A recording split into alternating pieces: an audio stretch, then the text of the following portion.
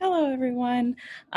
So in this video, I'm going to show you how you might end up sharing your screen to make sure that you're able to use presentational aids if you want to, or not use them if you don't want to. So you can just record your speech without using them at all. I'm not forcing us to do presentational aids for your persuasive speech. But a lot of you lamented not having them for your informative speech, and a lot of you have been really interested to see how you could utilize them within your speech. So I've given a lecture on how to do presentational aids, how to organize them, how to integrate them into your speech. But let's talk about how to do it in an online setting, because it's not like you can just simply say, hey, take a look at this screen standing next to me. So what I recommend doing, and what I'm currently doing, is using Zoom. I'm doing a meeting of one.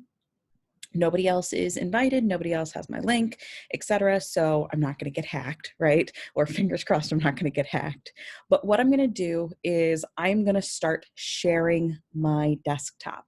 So I'm going to start my Zoom meeting, I'm going to hit record, and then immediately going to hit share desktop.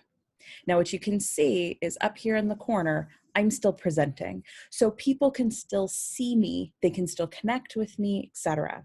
However, I'm going to be able to then go into my PowerPoint or whatever my presentational aid is. I want to make sure that my screen that I see is what I want people to see. So you see, I've already prepped my PowerPoint, so that's back here waiting for me. I can click on it. I might even have that slideshow tab ready so that I can say my intro and start my PowerPoint. Or I can go back and video edit out the little awkward chunk of trying to turn on my desktop. But here you can see I can present my PowerPoint, I can present my presentational aid the way that I normally would, just that I'm going to be in an upper corner as opposed to completely gone. I want to see you. I want to be able to hear you. This isn't like a podcast. I want to be able to engage with you again, right? Now, because of this, you're going to be tempted to watch yourself in a corner.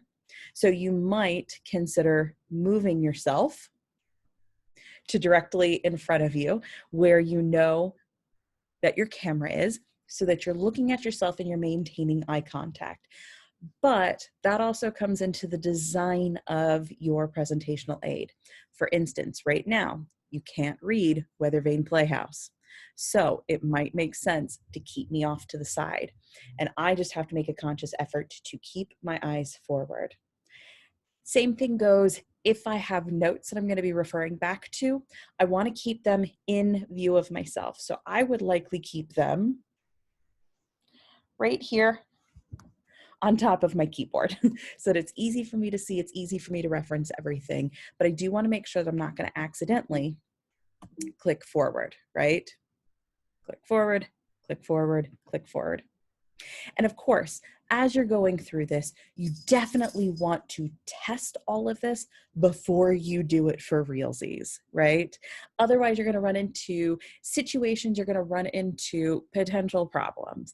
And we go over that in the presentational aid lecture, but I just wanted to walk you through all of this.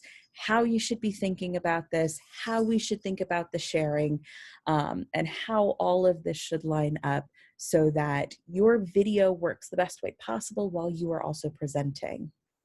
So I hope this helps, and I'm looking forward to seeing your persuasive speeches and see whether or not you want to integrate some of these presentational aids into them. So until then, bye everyone.